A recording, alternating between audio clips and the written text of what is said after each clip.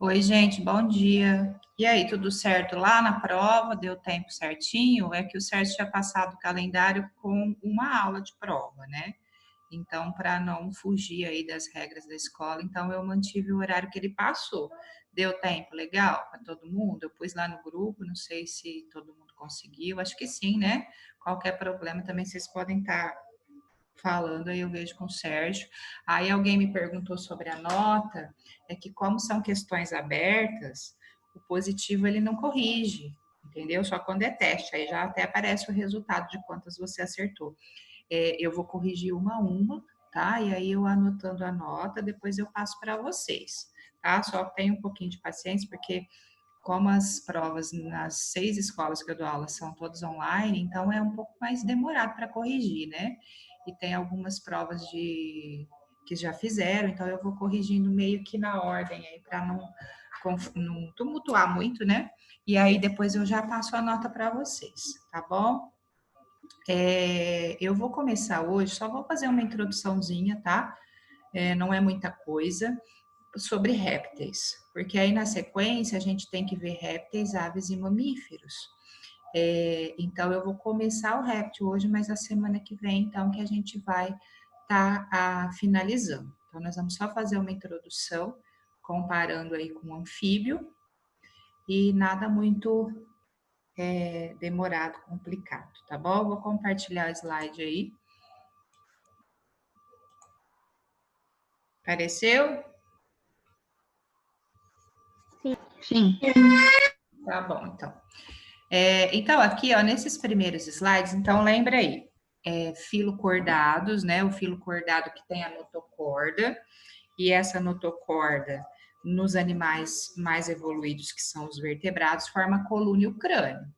Aí, então, o que a gente viu? Dos vertebrados, os peixes, a primeira classe. Só que tem peixe que ainda não tem mandíbula. Então, são os ciclostomados, né? Os peixes sem mandíbulas. Aí, aparece a mandíbula, que é uma novidade muito importante, porque a partir do momento que o DNA se modificou e formou a mandíbula, os animais conseguem comer, mastigar, morder. Isso facilita bastante a alimentação, né? Então, surgem os peixes mandibulatas, que são aquáticos, respiram por brânquias, reproduzem na água, então dependem totalmente da água. Aí o DNA vai se modificando ao longo do tempo e um grupo de peixes com as nadadeiras um pouquinho diferenciadas e com a bexiga natatória capaz de armazenar ar, forma então os anfíbios, porque os membros locomotores a partir das nadadeiras e o pulmão a partir da bexiga natatória. Só que o anfíbio, ele ainda é dependente da água totalmente. Por quê? Ele precisa reproduzir na água, né? Já que a fecundação é externa, os gametas são lançados na água, o desenvolvimento é indireto, porque tem a larva, o girino, né? E o ovo não tem casca. Agora, gente, importante, né? A partir de grupos de ancestrais anfíbios, evoluem os répteis. E os répteis são os primeiros vertebrados a conquistarem definitivamente o ambiente terrestre. Então, não significa que eles não precisam de água, né? Porque todo ser vivo precisa. Mas em termos de reprodução, não. Eles não dependem mais da água para reprodução. A pele também não é mais permeável igual a do anfíbio. Portanto, é uma conquista definitiva. E aí a gente vai ver hoje, exatamente nessa introdução que eu vou fazer, por que então que possibilitou, né, essa independência da água. Então, aqui é só mais curiosidade, é claro que ninguém vai precisar guardar a data, né, tempo aí, mas os répteis, olha, surgiram há 300 milhões de anos. Aí sugere-se aí, quando vocês estudam em geografia, né, na era paleozoica, e quem dominava eram os anfíbios até então, né? E aí, esses anfíbios que tinham surgido bem antes, há 50 milhões de anos, através de registros fósseis, né? Eles têm essas datas, foram ficando meio que problemático para eles, porque os répteis começaram a competir, né? Então, a idade dos anfíbios, onde eles dominavam, com o surgimento de espécies que conquistaram o ambiente terrestre, começou a ter competição, né? E aí, então, os répteis é que vão dominar o ambiente terrestre. Então, aqui fala que com o surgimento dos répteis, ó, que estavam muito mais adaptados ao ambiente terrestre, os anfíbios, então, passaram a ter uma competição muito grande e aí eles chegaram quase a ser extintos, né? Mas, claro que não, né? Porque a gente tem anfíbio até hoje, então algumas espécies foram se adaptando, se reproduzindo e as coisas se mantiveram. Aí também está mostrando, ó, que também não precisa guardar em termos de data, né? Mas na era mesozoica aí, surgiram os grandes répteis, né? Os dinossauros. Quando a gente estuda réptil, a gente tem sempre que comentar, porque existem aí todos os filmes, né? A mídia que foca essa parte de dinossauros. Então, eles também tiveram aí o seu domínio no ambiente terrestre, né? Nessa época de mais ou menos aí 210 milhões de anos atrás, na era mesozoica. E aí eram várias espécies, né? Os tamanhos variados, aí tá mostrando que variava de 1 metro a 30 metros, grandes herbívoros, né? E sugere-se que teve um problema aí climático, ambiental, né? A hipótese mais aceita é que um meteoro se chocou com a Terra e que esse choque foi muito potente e aí liberou muita poeira, fragmentos, resíduos, impedindo as plantas de fazerem fotossíntese. E como esses grandes herbívoros, né, dependiam de uma grande quantidade de vegetal, eles ficaram sem alimento. Então, aí, sem vegetal para o herbívoro morre, aí não tem alimento para o carnívoro. Então, desencadeou uma extinção em massa, né? E aí, então, os grandes répteis foram extintos. Os menores, que nessa época já existiam pequenos anfíbios, já tinham outros animais, eles conseguiram sobreviver e deram continuidade à vida, né? Mas os grandes répteis, então, foram extintos. Aqui nesse slide, ó, tá mostrando que haviam alguns répteis que eram adaptados à vida na água, né? Mas tinham alguns também que voavam. Então, acho que todo mundo que já viu o filme ou leu alguma reportagem ou tem curiosidade, né? Quando a gente é criança, a gente se interessa muito por essa parte de dinossauro. A gente sabe que tinham alguns que voavam. E aí eu já até deixo um gancho que a partir de ancestrais desse tipo surgiram as aves, que é a próxima classe que a gente vai ver, tá? Aqui então tem um registro fóssil, né, de um dinossauro, de um réptil da época dos dinossauros, que tinha asas. Então, mostrando aí a capacidade de voo, tá? Então, bem resumidamente, sem muitos detalhes nessa figura, tá? Não se preocupem mais com os detalhes, mas o que eu quero mostrar, ó? Que aqui o ancestral de todos os vertebrados, perceba que aqui não tem peixes ciclostomados. Começa no cartilaginoso e no ósseo, tem o tubarão representando. Então, são os ancestrais com mandíbulas, certo? Aí, então, surgem os peixes mandibulatas, aí surgem aqueles ancestrais que conseguiam andar na lama, e a partir dessa movimentação, dessa modificação genética, surgem os membros locomotores e os pulmões da bexiga natatória, e surge um anfíbio. E agora, então, algumas modificações genéticas que fazem com que o réptil não dependa mais da água. Então, ele tem a pele muito seca, a gente vai ver, impermeável, e toda a reprodução também mostra que ele é independente da água, certo? E aí depois vai evoluir ave mamífero, que depois a gente vai estar falando, certo? Aqui, ó, tá mostrando que alguns répteis também dessa era da Mesozoica aí ainda dependiam da água. Então não foi uma coisa assim da noite para o dia, né, gente? Por isso que é difícil a gente falar de evolução, porque são milhões de anos, às vezes, para uma modificação genética ir se acentuando e se fixar na população, tá? Então, no início, os ancestrais também dependiam da água. Aí, lentamente, as pequenas modificações no DNA, as mutações que foram acontecendo, foram levando às mudanças e à total independência da água, certo? Então, aqui, ó, o que a gente tem, ó? Um réptil mostrando as características básicas que o animal precisa para não depender mais da água. Então, ó, primeiro ponto, pele grossa, O anfíbio tinha pele fina, lembra? Permeável, que a gente, não sei se eu comentei o lance de jogar sal no sapo, né? Que ele morre mesmo, porque ele perde água, ele desidrata por osmose. Então a pele é grossa, a pele é seca e impermeável. Por quê? Porque tem queratina. Queratina é uma proteína que você já deve ter ouvido falar. A gente tem queratina no cabelo, na pele, na unha, tá? E é uma proteína impermeabilizante. Então, uma vez que o animal teve essa modificação no DNA e começou a acumular queratina na pele, a pele é grossa e não perde água mais facilmente, não desidrata facilmente. Então, o primeiro ponto. Segundo ponto, melhorou o pulmão. Por quê? Porque o pulmão do anfíbio, lembra, era um pulmão saculiforme, que ele não tinha uma área de absorção muito grande. Então, o que que acontecia? Não tinha como ele respirar só por pulmão. Agora tem. Então, o animal tem a pele grossa, não dá para respirar mais pela pele, não dá para fazer a troca gasosa pela pele. Então, o pulmão é mais eficiente, tá? E a reprodução, né, gente? A fecundação vai ser interna. Os machos já têm órgãos copulatórios, pênis, para passar o espermatozoide para a fêmea, entendeu? Então não vai ter que pôr mais o gameta na água. Isso é uma vantagem. Os ovos vão ter casca. E além da casca, depois a gente vai citar, vão ter os anexos embrionários. Eu acredito que vocês já viram com o Renato, mas eu vou dar uma revisãozinha geral, só para a gente retomar aí. Os anexos embrionários são estruturas dentro do ovo que vão favorecer o desenvolvimento também em ambiente terrestre. E não tem mais larva. Não tem larva que precisa respirar na água.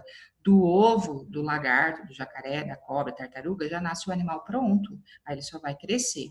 Então, a fecundação é interna, o desenvolvimento é direto, o ovo com casca. Tudo isso, então, possibilitou uma total independência da água. Então, todo exercício que focar qual é a classe ou qual vertebrado é o primeiro grupo a conquistar definitivamente o ambiente terrestre, definitivamente réptil. Ah, qual é o vertebrado a conquistar o ambiente terrestre? Anfíbio, mas ele ainda depende da água, então definitivamente é o réptil, tá? E hoje, então, eu queria falar dessa tabelinha com vocês para a gente não detalhar réptil, que isso eu vou fazer a semana que vem, mas a gente está comparando com anfíbio, porque quando a gente faz a comparação, que eu não quero que decore a tabela, eu quero que a gente compare para vocês associarem melhor, entendeu? Então, a gente associando melhor, a gente guarda melhor, entendeu? Então, aqui você tem uma tabela que depois vocês podem estar passando aí para o caderno. Se quiser, eu mando ela no grupo. Só me lembra, tá? Ana, manda a tabela. Aí eu mando. E quem puder imprimir, quem quiser copiar, vocês fiquem à vontade. Mas é uma tabela muito importante, tá? Porque vai fazer a comparação. Então, em termos de anfíbios, ó, quem são os anfíbios que nós já vimos? Sapos, rãs, perereca, salamandra, cobra cega. Os mais comuns, sapos, rãs, pererecas, né? Mas a gente viu que tem a salamandra, que lembra um lagarto, que tem cauda, mas tem a pele fina, depende da água para reprodução, então é um anfíbio. E a cobra cega, que também não é um anfíbio, né? Que também tem a pele fina. Réptil, quem são os répteis? Cobras, todas as espécies, tartarugas, jabutis, jacaré, crocodilo, lagarto, lagartixa. Então eu sempre ponho a lagartixa, né? Porque eu costumo brincar, né? Tem gente que gosta de ter lagartos, né? Acho que é a iguana que tem de estimação, que você compra com autorização do IBAMA, né? E aí eu brinco que eu tenho sempre répteis de estimação em casa. E aí os meninos nunca lembram, são as lagartixas, né? Tem muita gente que tem medo, mas elas são totalmente inofensivas e elas se alimentam de insetos. Então, acaba sendo um prazer ter a lagartixa em casa, que ela está controlando aquela população de insetos, né? Pernilongos, às vezes, moscas. Então, ela se alimenta desses bichinhos, certo? Então, ela não traz nenhum problema para a gente. O habitat, então, ó. Se o anfíbio depende da água para reprodução e também porque ele tem a pele fina, a gente considera o habitat terrestre úmido. Essa umidade, ela quer mostrar que ele não pode se afastar da água, certo? E o réptil, não. Agora, ele tem a pele impermeável, toda mudança na reprodução, portanto, ele é de ambiente terrestre seco. Certo? A pele, ó. O anfíbio tem a pele fina, úmida, que eu mostrei nos slides, ele produz muitas glândulas mucosas, então ele tem a pele fina, úmida e permeável, certo? Então, por isso que ele desidrata fácil. E o réptil não. O réptil tem a pele grossa, por causa da queratina, né? Seca e impermeável. A queratina vai deixá-la impermeável. Seca no sentido de não ter nenhuma glândula. Igual o sapinho que vai produzindo glândulas e umedecendo a pele, réptil não tem. Tá bom? Respiração, ó.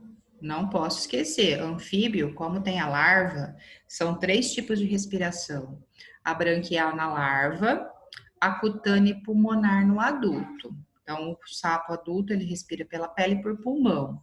O réptil agora não tem mais larva, que eu falei, né? Que do ovo já nasce o filhote pronto. Não tem mais larva e não tem possibilidade de respirar pela pele, porque a pele tem queratina e é grossa. Então, a respiração exclusivamente pulmonar. Cuidado aqui, gente, que quando um exercício, não sei se eu já falei isso para vocês, vou repetir para associar bem. Quando o exercício fala assim, o tipo de respiração do ser vivo, vamos supor, lá no invertebrado, como respira a água-viva? A água-viva não tem sistema respiratório, então é por difusão. Então eu vou pôr lá, difusão. A minhoca, não sei se vocês já viram aí, a minhoca é pela pele, cutânea. Qual o tipo de respiração dos peixes? Branquial. Então, cita o órgão que faz as trocas gasosas. Porque eu tenho aluno que fala assim, qual o tipo de respiração do réptil? Ele respira pelo nariz, pelas narinas. Não é a entrada de ar, não é nada disso que o exercício quer. Ele quer a estrutura que faz as trocas gasosas. Ou é por difusão, porque não tem nada, né? Igual os primeiros filos animais que a gente estudou, ou é pela superfície do corpo, pela pele, por brânquias, por pulmões, tá? Então eu tenho que destacar o órgão e raramente você vai ter que explicar como é essa respiração. Uma vez que você falou por pulmão, a gente já tem ideia lá na fisiologia, quando a gente estuda que é um órgão que vai ter as trocas gasosas, certo? O pulmão do anfíbio, ele era bem simples, com uma pequena área de absorção, o pulmão saculiforme, certo? Parecia um saquinho. O do réptil já é mais desenvolvido. É um pulmão com uma área de absorção bem grande. Depois eu vou mostrar a figura. Ele chama-se parenquimatoso. Então, o pulmão do anfíbio saculiforme e do réptil parenquimatoso. Aí o coração, lembra? Voltando lá no peixe. O peixe tinha um coração com 2 cavidades, um átrio e um ventrículo. Aí no anfíbio já tem 3 cavidades, 2 átrios e um ventrículo. No réptil já são 4 cavidades, 2 átrios em cima e 2 ventrículos embaixo. Então o coração vai evoluindo. Então anfíbio 3 cavidades, 2 átrios mais um ventrículo e réptil 4 cavidades, 2 átrios mais 2 ventrículos. Se tiver pergunta, pode perguntar, viu, gente? Circulação, ó. Aí eu falei, lá no peixe, toda vez que a gente desenha ou vê um esquema no livro, na apostila do coração do peixe, o que eles mostram? Eles mostram um coração sempre em azul. Lembra por quê? Porque no coração do peixe só passa sangue venoso. Então, a circulação do peixe, como passa só um tipo de sangue pelo coração, é chamada circulação do peixe, simples, aqui é o do anfíbio, já estava até confundindo já. Aí a do anfíbio e dos demais vertebrados, eles desenham o coraçãozinho do lado direito azul, do lado esquerdo vermelho. Porque aí passa 2 tipos de sangue, então ela não é mais simples, ela é dupla. Então a circulação do anfíbio, do lado direito sangue venoso, do lado esquerdo sangue arterial, circulação dupla. Só que como ele tem só um ventrículo, a circulação é dupla, incompleta. Então, tem mistura de sangue no ventrículo. certo? De modo que que vai acontecer aí? Eu preciso lembrar desses detalhes porque vão ser muito cobrados, tá bom? Aqui eu não sei se estou. Estão me ouvindo, gente? Acho que a minha net deu uma oscilada aqui.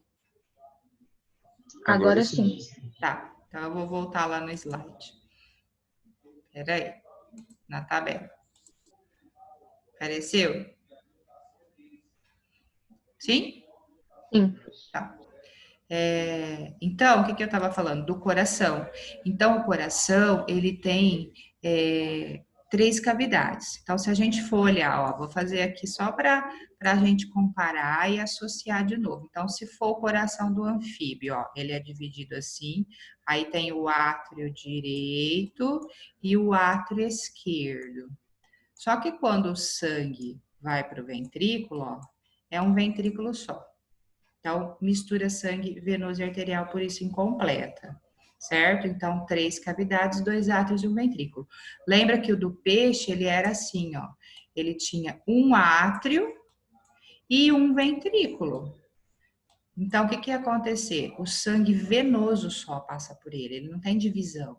Então, o sangue venoso vem das brânquias, bombeia para o corpo, vem do corpo, bombeia para as brânquias. Quando passar o oxigênio para o corpo, ele volta venoso de novo. Então, o do peixe é um átrio e um ventrículo. Posso dizer que dos vertebrados, gente, esse é um exercício muito cobrado, certo? E agora, o do réptil, que vai ser parecido com o do peixe, ou desculpa, com o do anfíbio, só que ele vai ter 2 átrios, átrio direito, átrio esquerdo, e ventrículo direito, ventrículo esquerdo. Só que veja, aqui ainda é aberto. Então mistura sangue também.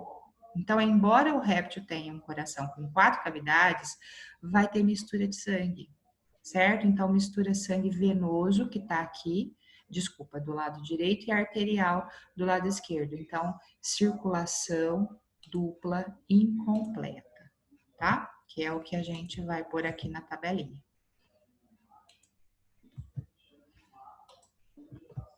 Certo? Então, incompleta porque mistura sangue no ventrículo. Aí, só para comparando já, na ave, no mamífero, aquela abertura não vai ter mais. Aí a circulação vai ser dupla completa.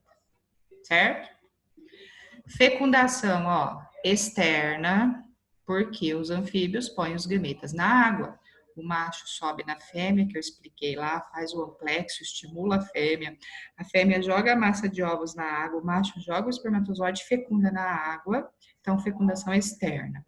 O réptil não, o macho já tem pênis, não dá para ver, viu gente, o pênis é interno, fica dentro da cloaca, até pessoas que trabalham com cobras, eu tenho um amigo que trabalha com cobra, então quando ele tá com bicho, sei lá, encontra um bicho, pega o bicho, para saber se é macho ou fêmea, coloca o dedo na cloaca, enfia o dedo na cloaca e sente o pênis. Se sentir o pênis, é macho. Então, o macho, ele só vai colocar esse pênis na cloaca da fêmea na hora da cópula. Caso contrário, a gente não vai ver esse pênis, certo? Mas ele tem um pênis, por isso que a fecundação interna acontece. E aqui, gente, só para a gente associar, pensa numa fecundação externa. Ovos e gametas na água. A água pode ter uma mudança brusca de temperatura, pode ter algum poluente, algum resíduo na água e destruir esses ovos. Pode vir um predador e comer esses ovos, esses gametas. Então, quando a fecundação é interna, a chance de fecundação é muito maior. Então, a fecundação interna é bem melhor do que a externa, ok? Os ovos, então, já vimos, sem casca no anfíbio, com casca no réptil. Por isso que réptil vai poder, igual a tartaruga, pôr o ovo embaixo da areia, né? Porque aí o ovo não vai desidratar, ele tem casca. E o desenvolvimento, como do ovo do sapo sai o girino, a larva é indireto. E no réptil já não é mais. O desenvolvimento é direto, do ovo sai o filhote pronto. Certo? A temperatura do corpo continua igual, peixe, anfíbio e réptil. Eles não controlam a temperatura do corpo, portanto, são pecilotérmicos. Só lembra, gente, que, se quiser até anotar aí, ó, são 3 termos para o mesmo item, tá? Vou pôr aqui no cantinho, porque aqui tá aparecendo a barrinha, não consigo. Pecilotérmico é a mesma coisa, ó, pecilotérmico é igual, ó, a exotérmico. Então, ó, pecilo não controla a temperatura do corpo, térmico de temperatura. Exotérmico, exofora, a temperatura do corpo é igual a de fora. Ou heterotérmico. É tudo a mesma coisa. Porque tem aluno que acostuma tanto com o termo pecilotérmico que a hora que o exercício falar, o animal é exotérmico, o animal é heterotérmico, ele não consegue, e é igual. Hétero significa diferente. Então, é uma temperatura diferente, que varia de acordo com o ambiente. Então, se a temperatura está 10 do ambiente, o animal vai estar com a temperatura de 10 graus. Ah, a temperatura está 20, a temperatura do animal vai ser de 20. Tá? Então, pecilotérmico, exotérmico ou heterotérmico. Quando a gente for para ave e mamífero, eu vou colocar aqui já porque vai aparecer o termo um pouquinho diferente. O animal que controla a temperatura do corpo é homeotérmico ou homotérmico, às vezes eles põem shiroi aqui, homo igual, temperatura sempre igual, ou endotérmico, endo de dentro, que produz calor e a temperatura de dentro é sempre diferente da de fora. Ave mamífero vai ser assim. E é vantagem controlar a temperatura do corpo? Muita vantagem, porque o animal pode conquistar todos os ambientes. Tem ave mamífero até nos polos, tá? No Polo Norte, Polo Sul, na Antártida, né? Então, eles controlam a temperatura do corpo. Então, é muito mais, assim, em termos evolutivos, muito mais vantajoso, tá? Então, lembra que dos invertebrados, que a gente estuda porífero até água-viva, nenhum controla a temperatura do corpo. Aí, de vertebrados, peixe não controla, anfíbio não controla, réptil não controla também, tá? Às vezes pode aparecer o nome popular, animal de sangue frio, quando não controla a temperatura, animal de sangue quente, quando controla, tá? Então, aí, gente, vai variar um pouquinho, né? De termos, de bibliografia para bibliografia, porém, é a mesma coisa. Então, é importante a gente estar associando aí os conceitos, ok? E aqui, ó, eu coloquei, então, só para fixar a tabela, que hoje, então, é o que eu queria aí fazer a tabela com vocês. O sapo, então, vive em ambiente terrestre úmido, aí tá mostrando ele dentro da água, porque ele depende da água para reprodução, enquanto que o réptil não.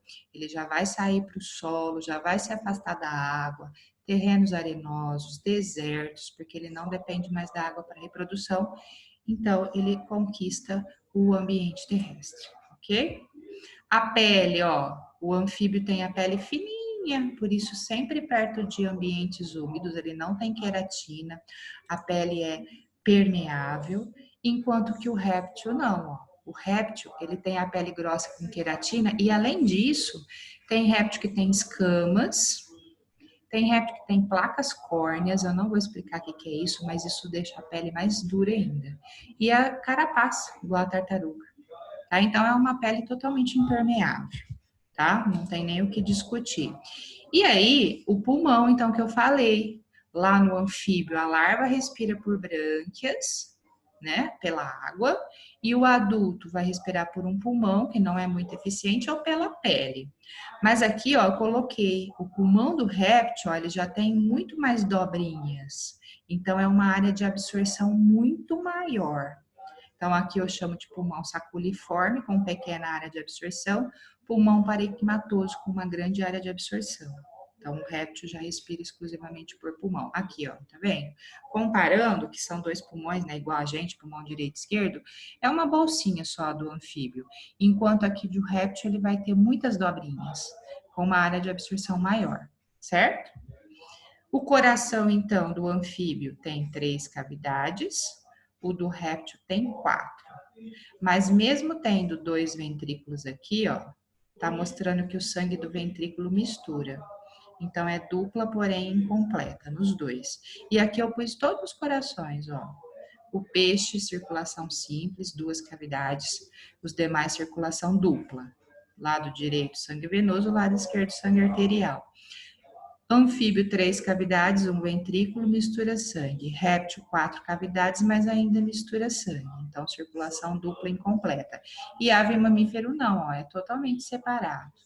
4 cavidades não vai misturar o sangue mais, certo? Aqui mostrando a dependência da água para reprodução, os sapos, os anfíbios colocam os ovos, os gametas na água, enquanto que os répteis não precisam estar na água, porque eles estão em cima de uma rocha, aí o macho vai passar o espermatozoide para a fêmea, fecundação interna. Os ovinhos, olha que bonitinho do sapo, ó, parece uma bolinha de gelatina e ali já está se desenvolvendo o girino. Então, se ele não for posto na água, ele desidrata, seca rapidamente, murcha, né? Perde água. E o do réptil, não. O do réptil já tem a casca e isso impermeabiliza, podendo colocar o ovo fora da água, independência da água para reprodução, tá? E aqui, então, o controle da temperatura que eu falei. O peixe, o anfíbio, o réptil são pecilotérmicos, ectotérmicos ou heterotérmicos, faltou um dos termos aqui, e ave mamífero homotérmico ou endotérmico, certo? E aí as características gerais do réptil, a gente vai ver a semana que vem. Alguma pergunta aí, gente? Tranquilo? Não, tranquilo. Então tá bom. Então, ó, eu vou encerrar aqui, tá? Boa semana e bom fim de semana, né? Que agora é sábado, domingo. Boa semana, semana que vem, né? De aula e até sexta, ok? Sexta-feira eu mando então o link, como todas as vezes aí eu tô fazendo no Zoom. Qualquer problema durante a semana, se aparecer um exercício, uma dúvida, qualquer problema manda no Zap, no grupo, tá bom? Tchau, Tá bom. gente. Tchau. Tá.